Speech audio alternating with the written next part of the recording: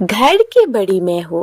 सोमी अपने सास रीतू, पति अमन, ससुर चामन और देवर विप्लव के साथ रहती है। सोमी क्या क्या सपना लेकर इस घर में आई थी कि शादी के बाद अपना घर ऐसे चलाऊंगी, शान से जिंदगी जीऊंगी। लेकिन जब वो शादी करके आती है तो उसके सारे सपने टूट जाती है, क्योंकि उसके ससुराल में तो चलती है उसकी सास रीतू की। सोमी किचन में खाना खाने की तैयारी कर रही थी, तभी वहाँ पर रीतू आती है। ये क्या बना रही है सोमी? मम्मी जी, आज पुलाव बना रही हूँ। किसने कहा तुझे पुलाव बनाने को? पूछा तुमने मुझसे कि क्या बनेगा आज? ओ मम्मी जी, मेरा मन पुलाव खाने का था तो मैंने बना रही थी। एक बात कान खोल के सुन लो सोमी, इस घर में बड़ी मैं हूँ और इस घर में वही होगी जो मैं चाहूंगी। समझ में आया? इस घर का रूल है, घर में सिर्फ बड़ों की चलती है। आज दाल बनेगी, समझ में आया? जी मम्मी जी। रीतू किचन से बाहर चली जाती है। सोमी किचन में खाना बनाते हुए बड़बड़ाने लगती है। मेरी तो भाग ही फूट गई। जब से इस घर में आई हूँ, बहू कम और काम वाली ज्यादा बन गई हूँ। सबकी फरमाइश पूरी करो, ऊपर से मम्मी जी की ताने सुनो। इस घर में तो कोई मेरी सुनता ही नहीं। खाना तक मम्मी जी की पसंद का बनता है इस घर में। आज तो मैं मम्मी जी से इस बारे में बात करके ही रहूंगी। आखिर मैं भी तो इंसान हूँ, कब तक सबकी मनमानी सहती रहूंगी। बस बहुत हो गया। तभी रीतू की आवाज आती है। सोमी, खाना बन गया क्या? हाँ हाँ मम्मी जी, अभी लाई। एक मिनट, मैं क्यों लेके जाकर दूं खाना? आके नहीं ले सकते क्या खाना? उनके पैर में थोड़ी ना मेहंदी लगी है। अभी जाकर बोलती हूँ मम्मी जी को। सोमी थोड़ी आगे बढ़ती है, फिर रुक जाती है। अब जा ही रही हो तो मम्मी जी के लिए खाना भी ले जाती हूँ। रीतू हॉल में बैठकर टीवी देख रही थी। सोमी खाना लेकर आती है। लीजिए मम्मी जी खाना। रीतू खाना लेती है और खाना शुरू करती है। मम्मी जी, मुझे ना आपसे कुछ बात करनी है। सोमी बेटा, आज की दाल तूने बहुत टेस्टी बनाई है, मजा आ गया खाकर। तेरे जैसा बहू भगवान सबको दे। अपनी तारीफ सुनकर सोमी ताना की झाड़ पर चढ़ जाती है। सच्ची मम्मी जी, मैं आपके लिए और दाल लेकर आती हूँ। सोमी किचन में चली जाती है। अरे वाह, मम्मी जी को तो मेरे हाथ की बनी दाल बहुत पसंद आई। इसका मतलब मैं बहुत अच्छा खाना बनाती हूँ। देखना, शाम को ऐसी टेस्टी सब्जी बनाऊंगी, मम्मी जी उंगलियां चाटती रह जाएगी। एक मिनट, मैं तो मम्मी जी से घर के काम के बारे में बात करने गई थी। कोई बात नहीं, काम का तो क्या है, वो तो हो ही गया। और क्या, बस बर्तन ही तो बाकी है, कर लेती हूँ। पर शाम में मैं पक्का मम्मी जी से इस बारे में बात करके ही रहूंगी। सोमी घर की काम करती रहती है और मन मन में ही कुड़कुड़ करती रहती है। बहुत हो गया, आज तो मम्मी जी से बात करके ही रहूंगी। ये घर मेरा भी तो है, मेरी तो इस घर में कोई सुनता ही नहीं। तभी रीतू की आवाज आती है। सोमी बेटा, चाय बना दे, अदरक डालकर बनाना कल जैसा। कल बहुत अच्छी चाय बनाई थी। मम्मी जी को मेरे हाथ की चाय अच्छी लगी, मैं मम्मी जी के लिए चाय बना देती हूँ। सोमी चाय बना देती है। एक मिनट, मैं चाय क्यों बना रही हूँ? मुझे नहीं करनी ये घर की काम। आज तो मम्मी जी को बोल कर ही रहूंगी। सोमी, चाय बनी कि नहीं? लाई मम्मी जी। सोमी चाय लेकर जाती है। मजा नहीं आया सोमी, तुमको चाय भी ठीक से बनाना नहीं आती। कैसी चाय बनाई है, जाओ दूसरी बनाकर लाओ। सोमी मुंह बनाते हुए किचन में जाती है। मैं इस घर में छोटी हूँ ना, इसीलिए मम्मी जी जब देखो मुझ पर रब जमाती रहती है। जब मेरी देवरानी आएगी तब मैं भी बड़ी बन जाऊंगी, फिर मैं भी रब दिखाऊंगी अपनी देवरानी पर। कुछ दिन बाद विप्लव की शादी हो जाती है और घर में छोटी बहू रश्मि आती है। अब आएगी मजा। अब तो मैं भी बड़ी बन गई हूँ, अब तो मैं रश्मि से खूब काम कराऊंगी।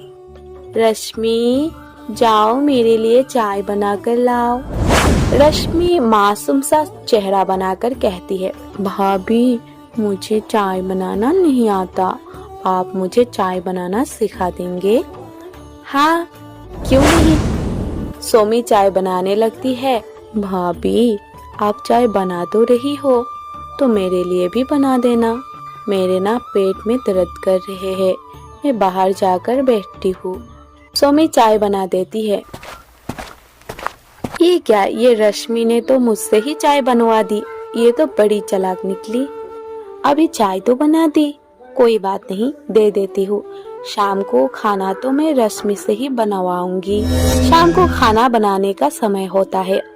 रश्मि, एक काम करो, शाम का खाना आज तुम बनाओ। ठीक है भाभी, मैं बना लेती हूँ। लेकिन मैंने सुना है आप बहुत टेस्टी आलू की सब्जी बनाते हैं। इतनी टेस्टी कि सब उंगलियां चाट के रह जाते हैं। और क्या, मैं बनाती हूँ इतना टेस्टी खाना। हाँ तो भाभी, आप मुझे भी बनाना सिखाइए ना। हाँ हाँ, क्यों नहीं, चलो बनाती हूँ। सोमी किचन में खाना बनवाती है और रश्मि किचन की शेल्फ पर बैठकर मजे से आम खा रही थी और उसे देखकर मुस्कुरा रही थी। सोमी पूरा खाना बना देती है। देखा, ऐसे बनाते हैं खाना। वाह भाभी, आपने तो बहुत अच्छा खाना बनाया। सोमी बहू, रश्मि ने पूरा खाना बनाया है, अब तुम खाना लगा दो, ठीक है? लेकिन मम्मी जी। सोमी, इतनी भी कामचोरी अच्छी नहीं होती। रश्मि से पूरा खाना बनवा दिया ना तुमने, अब लगा भी नहीं सकती क्या? जल्दी से लेकर आओ खाना। रितु और रश्मि बाहर चले जाते हैं। मैं तो फिर से इस रश्मि की बातों में आ गई। घर में बड़ी मैं हूँ और इस रश्मि मुझसे काम करवाती है। पहले मम्मी जी मुझसे काम करवाती थी और अब ये रश्मि भी मुझसे काम करवाने लगी। इस घर में मेरी तो कोई इज्जत ही नहीं करता, किसी को मेरी कदर ही नहीं। सारा दिन मैं घर का काम करती रहती हूँ और सबकी सुनती भी रहती हूँ। अब बहुत हुआ, बस मुझे कुछ तो करना है। सोमी टेबल पर खाना लगा देती है।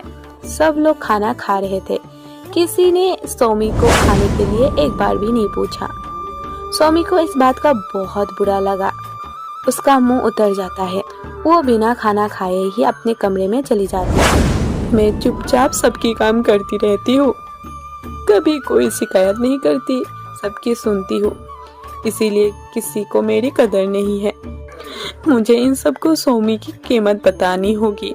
अब देखो मैं क्या करती हूँ। अगले दिन सुबह रोज की तरह सोमी घर की काम करने लग जाती है। अब वक्त आ गया है प्लान को अंजाम देने का। वो जानबूझकर गिरने का नाटक करती है और जोर जोर से चिल्लाने लगती है। हाय हाय, मेरा पैर टूट गया, मेरा पैर टूट गया। अरे सोमी, क्या हुआ, कैसे गिर गई? मम्मी जी, मैं पोछा लगा रही थी, मैं फिसल कर गिर गई, लगता है मेरा पैर टूट गया। सोमी पैर टूटने का बहाना करके बैठ जाती है। उसके पैर पर मोटी पट्टी बन जाती है। अब सवाल ये उठता है कि अब कौन करेगा घर का काम, छोटी बहू रश्मि या फिर सास रितु। रितु और रश्मि दोनों एक दूसरे की मुंह की तरफ देखने लगती है। देखो मम्मी जी, मुझसे ना ये घर की काम नहीं होता। जब तक भाभी का पैर ठीक नहीं हो जाता तब तक काम आपस में बांट लेते हैं। मैं सारे काम अकेले नहीं करने वाली। रश्मि, ये कैसी बात कर रही है तू मुझसे? सोमी तो हमेशा घर का सारा काम अकेले ही करती आई है, उसने तो कभी ऐसा नहीं कहा। देखो मम्मी जी, वो सब मैं नहीं जानती। अगर आप चाहते हैं मैं भी काम करूं, तो आपको भी मेरे काम में हेल्प करनी होगी, वरना मैं कुछ नहीं करने वाली। हाँ, मजबूरी में रितु को हाँ कहना पड़ता है।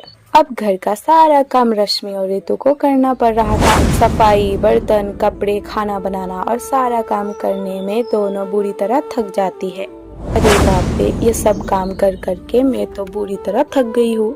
मैं भी थक गई, पता नहीं सोमी अकेले इतना सब काम कैसे कर लेती है। तभी सोमी सोफा पर आराम से पैर फैलाकर बैठी हुई आवाज देती है, रश्मि, मेरे लिए पानी लेकर आओ। रश्मि मुंह बनाते हुए उसके लिए पानी लेकर जाती है। एक काम करो, थोड़ी सी चाय भी बना दो, और हाँ, चाय में ना अदरक और इलायची जरूर डालना। मैं तो बहुत थक गई, बाद में बनाऊं? अरे ऐसा थोड़ी ना होता है, मेरी चाय पीने का मन अब है। जाओ बना के लाओ। क्या है ना, मेरा पैर टूटा हुआ है, नहीं तो मैं खुद बना लेती। रश्मि मुंह बनाते हुए कहती है, ठीक है बनाती हूँ। रश्मि को मजबूरी में चाय बनानी पड़ती है। मम्मी जी बहुत दिन हो गया छोले भटूरे खाए, आज ना मेरा मन छोले भटूरे खाने का है, अब बना दोगे? वो क्या है ना, मेरा पेट टूट गया है, नहीं तो मैं खुद ही बना लेती थी, आप बना देंगे ना? हाँ ठीक है बनाती हूँ। सारा दिन रश्मि ऋतु काम कर कर के बहुत थक जाते हैं और थक कर बैठ जाती है। अरे मेरे तो पूरे बॉडी दर्द कर रही है, पूरा घर अकेले संभालना बहुत मुश्किल है। हाँ मम्मी जी, मेरी भी यही हाल है। सोमी भाभी सारा काम अकेले कैसे कर लेती थी, हमने तो कभी सोचा ही नहीं। वो भी तो थक जाती होगी, हमें उनकी ना हेल्प करनी चाहिए थी। तभी सोमी अपने पैर पर चलकर वहाँ आती है। उसे ठीक देखकर रोशनी और रीतू हैरान रह जाते हैं। सोमी तुम ठीक हो? तुम्हारा पैर तो बिल्कुल ठीक है। हाँ मम्मी जी, मेरा पैर बिल्कुल ठीक है। मैंने ये नाटक आप दोनों को सबक सिखाने के लिए किया था। सारा दिन अकेले घर का पूरा काम मैं करती थी। मैं भी इंसान हूँ, मैं भी थक जाती थी, लेकिन आप लोगों को तो मेरी बिल्कुल परवाह नहीं थी, इसीलिए मैंने ये नाटक किया। भाभी आई एम सॉरी, मुझे मेरी गलती का एहसास हो गया है। अब से मैं आपके साथ घर के सारे काम में हाथ बटाया करूँगी। बेटा मैं भी सॉरी, मुझे भी समझ आ गया, घर सबका तो काम भी सबका। तीनों मुस्कुराते हुए एक दूसरे की गले लगते हैं।